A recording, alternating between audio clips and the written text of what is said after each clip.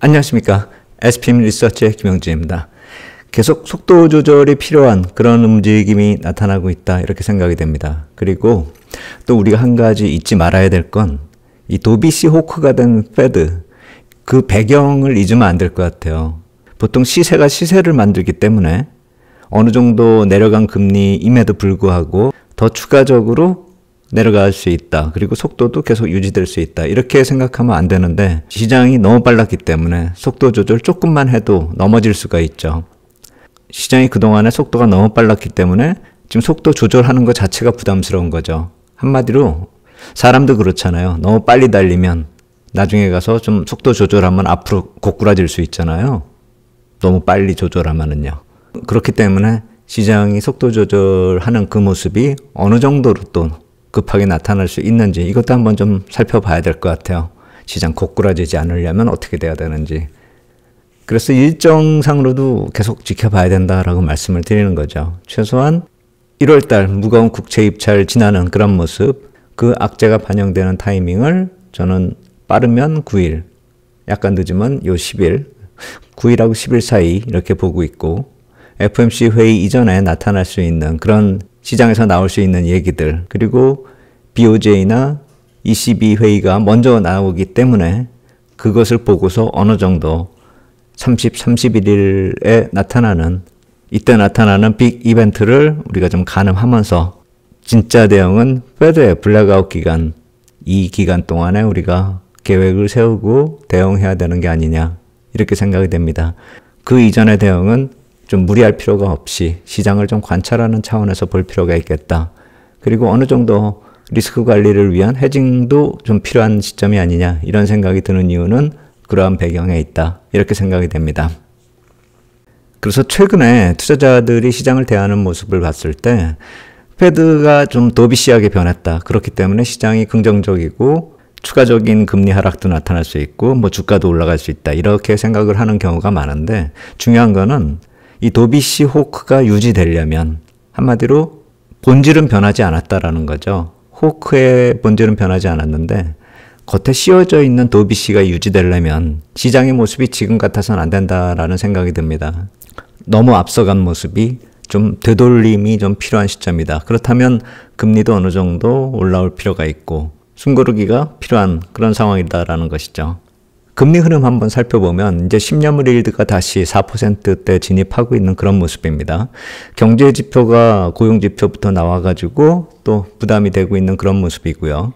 ECB 쪽도 또 물가 관련돼서 지표들이 나올 테고 미국 쪽도 계속 지표가 나올 겁니다. 그리고 계속 국채 공급 일정은 진행이 될 테고요.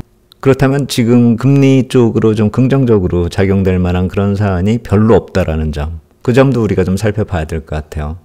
이렇게 쭉 내려와서 많이 내려온 그런 금리가 계속 추가적으로 내려갈 수 있느냐, 그럴 모멘텀이 나와야 되는데 그럴 모멘텀보다는 돌려질 모멘텀이 더 많다라는 점을 우리가 좀 봐야 된다라는 것이죠. 그리고 한번 기술적으로 놓고 봤을 때 제가 이거 헤드 앤 숄더 뭐 이런 말씀을 드려서 궁극적으로 한 3%대 3.5나 3%대까지 가는 게 아니냐, 이렇게 생각이 된다, 이렇게 말씀을 드렸잖아요. 헤드 앤 숄더라고 한다면 헤드는 여기 있고 숄더가 만들어져야 되잖아요. 이 숄더가 어디까지 갈지 기술적 분석이라면 그런 것도 생각을 해봐야죠. 물론 제가 항상 말씀드리지만 금리를 분석하는데 기술적 분석, 줄긋기를 하는 게 말이 되냐? 저도 그렇게 생각이 됩니다. 근데 여기 흐름을 놓고 보면은 그러한 흐름이 나타날 수도 있다라는 생각이 들기 때문에, 속도가 너무 빨라서. 그렇다면 오른쪽 어깨를 만들 때 과연 여기까지 이렇게 만들 것인지 아니면 이런 어깨를 만들 것인지, 그건 또 우리가 또 지켜봐야 되겠죠. 그거는 경제 지표하고 시장 흐름에 따라 틀려지지 않을까, 이런 생각이 듭니다. 이것을 예측을 할 수 있는 문제가 아니라고 봐요. 궁극적으로 여기까지 간다라고 놓고 봤을 때도 그것이 언제이냐의 문제도 우리가 또 생각을 해봐야 될 것이고요. 중장기 투자자 같은 경우는 그냥 나몰라라 하고 버틸 수가 있겠지만, 제가 항상 조심하자는 건 신규 진입하는 그런 경우나 아니면 물량을 좀 더 얹어야 되는 그런 경우가 타이밍과 절대 레벨을 우리가 좀 생각을 하면서 접근해야 된다는 것이죠. 여태까지 좋은 수익 내셨다 하더라도 여기서 이 대목에서는 상당히 좀 조심을 하면서 접근을 해야 되는 구간에 들어섰다라는 점 잊으면 안 된다. 이 말씀을 드리는 것입니다. 과거를 놓고 봤을 때 이 도비시호크가 된 그 이유들, 시장 상황도 우리가 좀 살펴봐야죠. 제가 이렇게 붉은색으로 박스 표시를 했어요. 금리가 쭉 올라가는 그런 모습. 특히나 이제 7월 이후에 10월까지 이 구간요. 이 구간은 상당히 좀 시장에서 여러 가지 얘기가 나오던 그 상황이었어요. 특히나 잭슨홀 심포지엄 중심으로 한 8월부터 11월 사이에는 상당히 시장이 긴박하게 움직였었죠. 제가 여기 빌 에크먼 쇼라고 이렇게 표현한 거 있잖아요. 빌 에크먼이 포지션을 잡았네. 뭐 이렇게 해가지고 10년물 일드가 5%를 확 치고 올라가는 그런 모습. 그리고 청산했네. 그래서 쭉 빠져내려오는 그런 모습.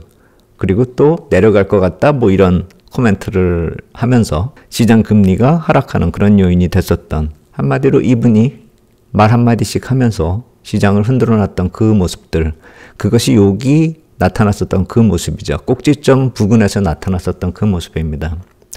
그래서 어떻게 보면은 꼭지점도 좀 빠르게 나타났었고 또 반전이 나타나는 그런 계기가 됐었던 모습들. 하지만 이런 모습이 안 나타났으면 또 안 될 것이 뭐냐면은 이때 얘기가 나왔었던 게 텀 프리미엄 얘기가 이때 많이 나왔었죠. 기준금리 인상을 대체할 수 있는 유통금리의 상승, 이 실질적 효과를 주목하자. 이 얘기가 제이 파월 패드 의장도 그 얘기를 했었던 것이죠. 뉴욕 이코노미 클럽에서 그 인터뷰는 제가 예전에도 한번 보여드렸습니다. 유통금리 상승이 페더럴 펀드 레이트 상승을 대체하는 그런 모습을 언급을 했고 10년물 일드 상승이 오히려 시장의 호재로 작용되던 그런 상황이었죠. 그런데 그것이 11월 FOMC 회의하고 국채 발행 계획을 공개한 다음부터 모든 것이 달라진 것이죠. 시장이 반전 포인트가 생기면서 금리가 하락을 하면서 10년물 유통금리가 상승을 했기 때문에 기준금리 상승이 더 이상 나타나지 않을 것이란 기대감이 호재가 된 것인데 거꾸로 10년물 일드 하락이 너무 빨라졌다는 것이죠. 지나친 속도의 시장이 반영이 되고 있었던 건데 시세가 시세를 만들고 또 시세가 만들어졌기 때문에 시장을 믿는 그런 모습으로 계속 이어져 왔던 것이죠. 연말까지도요. 그리고 지금 연초에도 뭐 그런 모습을 완전히 배제할 수 있는 상황이 아니죠. 하지만 우리가 여기서 기본적으로 놓치면 안 될 것이 시장의 호재가 시작된 건 10년물 일드가 상승했기 때문이었다는 걸 놓치면 안 된다는 것이죠. 너무 빨리 금리가 하락하면 그건 언제든지 악재로 변화될 수 있다는 점을 놓치면 안 된다는 점. 그 점도 우리가 좀 생각을 해봐야 되는 것이죠. 그리고 9월 잭슨홀 심포지엄 직전에는 여러 가지 얘기가 나왔었어요. 그때 이런 얘기도 나왔다라는 점을 놓치면 안 될 것 같아요. 평균 목표 물가 관리제, 기본 물가 상승률 2%를 3%로 변경하자라는 그런 얘기도 나왔었거든요. 폴 크루그먼 교수도 그때 이 얘기 하면서 논쟁에 동참을 하셨었죠. 8월하고 10월 사이에는 그래서 시장이 아주 많은 이론하고 새로운 논리가 적용되면서 반영을 됐던 그런 상황이었는데 그래서 시장이 안정이 됐었다라고도 볼 수 있죠. 이런 논리 저런 논리가 적용이 되면서요. 근데 하지만 시장은 항상 빠르기 때문에 그것이 모두 다 정리된 것처럼 반영됐다라는 점이 금리에도 나타나고 그것이 연초 장세에 지금 조정을 불러일으키고 있다. 이렇게 보시면 될 것 같아요. 제가 이 얘기는 전에도 말씀을 드렸지만 여기 2% 기준으로 우리가 보통 평균 목표 물가 관리제 2%를 적용할 때 뭐 2015년 기준으로 놓고 볼 수 있고 이번에 세인트루이스 페드 자료 보니까 또 2017년을 기준으로 100을 놓고 있더라고요. 시대에 따라서 이렇게 왔다 갔다 변화가 될 수도 있다라고 생각이 되는데 일단 2015년 기준으로 2%를 이렇게 쭉 그면은 평균 목표 관리제가 나타났었던 이유는 이렇게 좀 평균보다 2%를 밑도는 이런 실질적인 PCPI가 흘러왔기 때문에 이걸 보충하자. 이렇게 해서 좀 약간 올라가도 괜찮다. 이런 얘기를 하려고 얘기했었던 거잖아요. 근데 이제 너무 올라가다 보니까 이게 다시 2%로 올라면은 이게 기약이 없는 거잖아요, 지금. 아니면 이게 디플레이션이 나타나든지. 근데 디플레이션을 만들 수는 없잖아요. 물가 안정시킨다고. 그래서 나타났었던 것이 3% 목표 물가 관리제 이 얘기였거든요. 3% 목표 물가제로 하면은 조금만 물가가 내려와도 안정권으로 들어가니까요. 이건 단순히 예를 든 겁니다. 이게 중요하다는 것이 아니라 이런 얘기마저도 나오면서 여러 가지를 실질적으로 시장에서 검토하고 거론했었다라는 점을 우리가 놓치면 안 된다라는 것이죠. 가장 중요한 거는 금리가 올라갔었기 때문에 호재였다. 그렇다면 너무 빠른 하락은 언제든지 부담으로 변할 수 있다는 점, 그 점을 놓치면 안 된다. 이 말씀을 드리는 것입니다. 그렇다면 지나치게 빠른 속도는 항상 경계의 요인인데 얼마나 빠른 것인지, 페드는 어느 정도 레벨이 현재 기준금리를 적당하게 산출하고 있는지 이 점도 한번 살펴볼 필요가 있겠죠.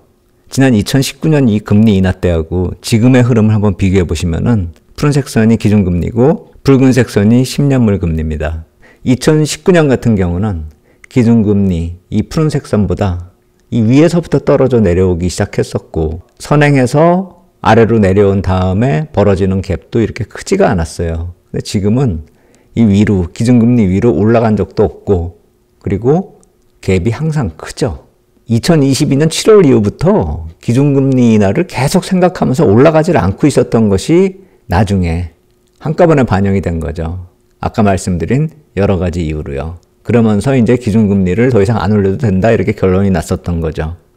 속도가 너무 빠른 정도가 아니라 어느 정도 레벨까지 올라갔어야 될 것이 나중에 올라갔었기 때문에 페드 쪽에서 안심을 하게 된 것이죠. 그런데 내려오는 속도가 또 너무 빠르기 때문에 페드 쪽에서 긍정적인 시그널을 주지 않는 것이 당연하다 이런 생각이 든다라는 것이죠.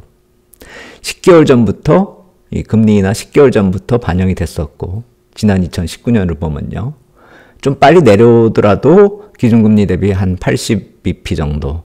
근데 이제 기준금리 레벨이 좀 높으니까 이번에는 80에서 100bp까지도 선행할 수 있다. 이렇게 놓고 보면은 지금 4% 이하는 너무 빠르다. 이렇게 볼 수가 있겠죠.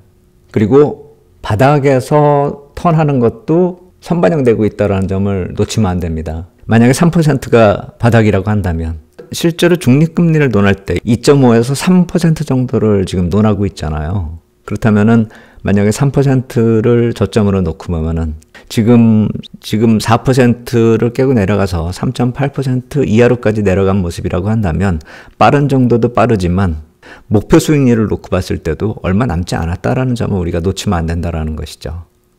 물론 3.8에서 3% 가는 것도 상당히 큰 시세가 나올 텐데 그것이 5%에서 이렇게 4%까지 내려왔던 것이 또다시 반복되어가지고 금방 나타날 것이다. 이렇게 생각하시면 안 된다는 것이죠. 5%에서 4% 내려왔었던 이 시세는 역사적으로도 찾아보기 힘들게 빠른 속도다. 이 점을 놓치면 안 된다는 것입니다. 그리고 제가 종종 아틀란타 페드에 테일러 룰 적용해서 현재 적정 기준금리를 산출하는 그 말씀 계속 드려왔잖아요. 그리고 12월 13일에 산출된 게 4.87에서 5.33 이 정도. 이게 좀 적정 기준금리다. 이제 이렇게 산출이 된 건데요. 그리고 최근에 산출된 자료 보면 4.54에서 5.1%. 그러면 4.75 정도 보면 되잖아요. 이 기준으로 놓고 보면 그냥 평균 잡아서 4.75 정도. 4분기를 기준으로 적정 기준금리다. 이렇게 볼 수가 있는 것이죠. 실제 기준금리를 내리진 않았어도 이게 적정금리다 라고 생각을 하고 거기서부터 감안을 한다면 4.75에서 80에서 100bp 선행해서 움직인다 하더라도 많이 봤을 때 3.71%대가 저점이다. 이렇게 볼 수가 있는 것이죠. 그렇다면 지금 현재 시점에서 3.8을 내려가는 시세에서는 우리가 접근해서 먹을 게 없다라는 겁니다. 아까도 말씀드렸듯이 중장기 투자자가 보는 3.75% 레벨하고요. 단기 관점에서 3.75%를 놓고 보는 것은 시각 자체가 다르다는 점을 놓치면 안 된다는 것이죠. 그리고 페드 쪽에서 내놓는 분석 자료 보면서 그들은 또 어떤 생각을 가지고 있는지 한번 생각해 보겠습니다. FOMC 회의가 가까워지고 있으니까요. 세인트루이스 페드에서 지난 8월 정도에 내놨었던 자료를 다시 한번 인용해서 거론을 했습니다. 제가 이 얘기는 이 자료만을 좀 더 깊이 들어가서 다른 경제 지표도 거론하면서 좀 더 자세히 말씀을 드리도록 하겠습니다. 오늘은 간단히 정리해서 말씀드릴게요. 이 표가 무엇을 뜻하냐면요. 인플레이션을 감안한 실질 기준금리로 과거 6번의 긴축하고 이번을 비교해 본 겁니다.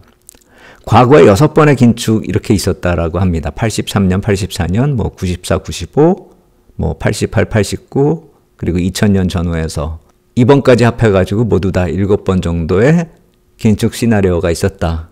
이겁니다. 그래서 이번의 긴축이 과거와 비교해서 어느 정도 강했는지를 비교해 본 겁니다. 상당히 강하죠. 실질 기준금리 인상을 놓고 보면 8%가 넘는다라는 겁니다.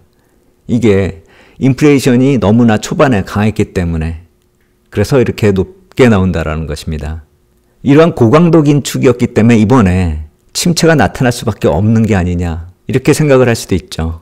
7번 중에 가장 강하니까요. 실질적으로 경제지표 나오는 거 보면 그렇지가 않다라는 것입니다. 과거에 이번을 빼고 과거에 6번의 긴축을 보면은 긴축 이후에 4번 침체에 빠졌다라고 합니다. 그러면 당연히 이번이 제일 강했었던 긴축이고 확률상으로도 긴축 이후에 침체가 될 가능성이 크다라는 것이죠. 근데 과거의 경제지표하고 비교해보면 지금 경제성장도 강하고 경기 확장세도 지속되고 있고 노동시장도 강하기 때문에 7번 중에 가장 강한 긴축이지만 과거 침체를 피했었던 그 6번 중에 2번의 결과가 가능하다. 이렇게 시각을 정리하고 있는 것입니다. 아마도 제가 이런 말씀 드리면은 페드 자료를 어떻게 믿냐? 페드가 얘기하는 경제가 좋다라고 하는 것이 진짜 좋긴 좋은 거냐? 그렇게 받아들일 수가 있다라고 생각이 됩니다. 근데 제가 항상 말씀드리는 게 뭐냐면 제가 이 내용이 좋다라고 말씀을 드리는 게 아니라 이 내용이 맞다라고 또 말씀을 드리는 것도 아니라 내용의 진위 여부 판단보다 페드의 의도를 생각하자라는 것입니다. 이렇게 경제가 좋고 금리를 이렇게 강하게 올렸는데 침체에 빠지지 않고 좋은 결과로 이어질 그럴 가능성이 커졌다. 그렇게 표현하는 것을 생각해 본다면 이번 FOMC뿐만이 아니라 향후 FOMC 일정을 놓고 보더라도 금리 인하를 빠르게 할까요? 그리고 강하게 인하를 할까요? 이 표를 봐도 지금의 금리 하락 속도는 너무 빠르다라는 점을 또 여기서 볼 수가 있다는 것이죠. 페드는 강하게 인하하지 않고 빠르게 인하도 하지 않을 가능성이 크다라는 점을 넌지시 한 번 또 던져줬다. 이렇게 생각이 되는 겁니다. 이 자료에 대해서는 이번 주말에 좀 더 자세히 그리고 다른 경제지표들 보면서 인플레이션 강도하고 향후 정책 가능성에 대해서 또 말씀드리도록 하겠습니다. 아마도 이번 달 말까지는 페드가 내놓는 자료하고 그 스탠스가 어떻게 변할 수 있을까에 대한 고민, 그 점을 계속 우리가 지켜봐야 될 것이기 때문에 그 내용은 나올 때마다 또 말씀드리도록 하겠습니다. 오늘 여기까지 하도록 하겠습니다. 감사합니다.